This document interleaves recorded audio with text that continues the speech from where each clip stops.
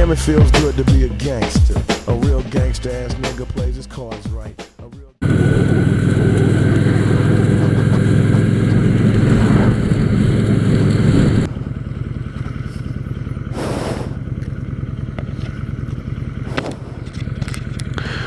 Gonna lose that damn bag.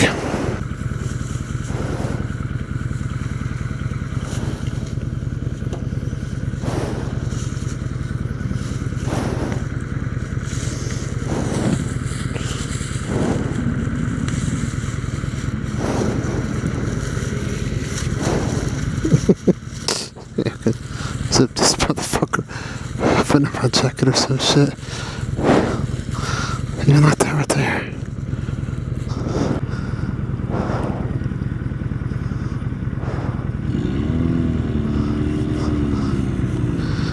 And if I wreck, I'm almost certain that pull scammer net will stab me in the heart. But it's out of harm's way. Maybe to act like a damn rib guard or some shit, like some extra armor. Shit, that little red light can't be fucking good. What the fuck's that mean? That means I'm overheating, right? Shit. That can't be a damn good sign.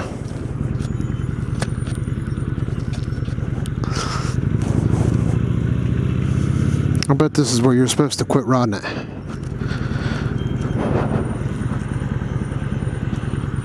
My shit's liquid cooled too, so I don't think hauling ass is gonna fucking lower my temp.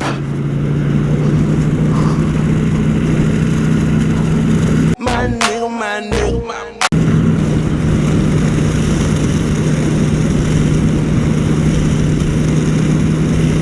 Well, shit, man, it worked. I was thinking in my head, like, even if something's liquid cooled, like,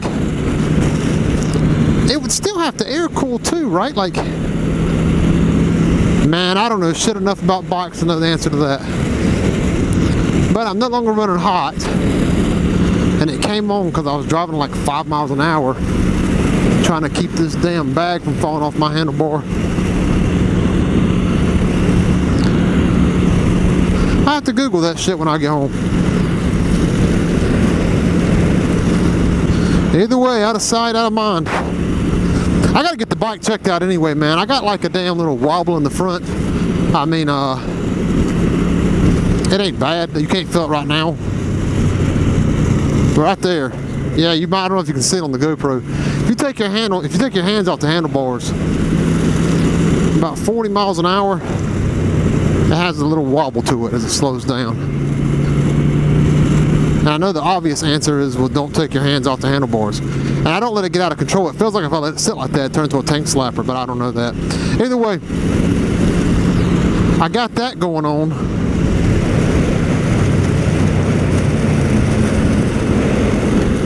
Probably just like a little old bearing or something. Maybe the tire's just fucked up. I don't think it is, but the wear looks okay on it, but maybe it's out of balance. It's got the same tires I got on it when I bought the bike. So, and you know, I bought the bike used. And I've only put, what, about 2,000 miles on it so far. So, the tire tread looks okay. It's probably just a little bare. Either way, take that and get checked out. But I think the damn overheating problem, I'm guessing that's not a problem. Some of you dudes probably don't remember that. Some people watching, but like, I grew up in the 90s. And at that time, if something like that happened, like you had a question, that's weird as hell looking. If you had a question about, like, why would your bike overheat like that? Like, right there, like liquid cooled and air cooled. Shit, you better have a mechanic friend. Or fucking go to college or something. That ain't no easy answer. You just had to ask the people around you. Like, that shit was annoying too. Like, you'd see a movie like, oh shit, what was he in? If somebody in the room didn't know, you didn't find out. Now you just Google it like, oh shit, he was in the fucking Reservoir Dogs. So, yeah, that's cool.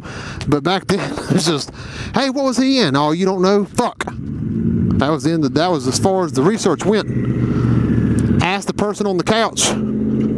If they don't know, fuck, nobody knows.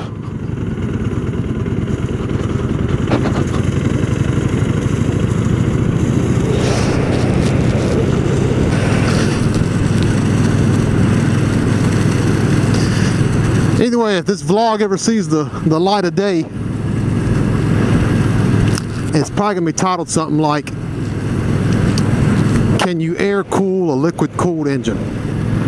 And some jerk off's gonna be like, it should have been titled, Jackass Don't Know Shit About Motorcycles, Thanks for Wasting 4 minutes of my life. But so to try to uphold my commitment to the YouTube community, I'm gonna Google it anyway, try to figure that shit out. I'll put in the description the results of my findings so that maybe you'll get something for the last 3 to 4 minutes I took from you, or whatever it is you feel cheated out of.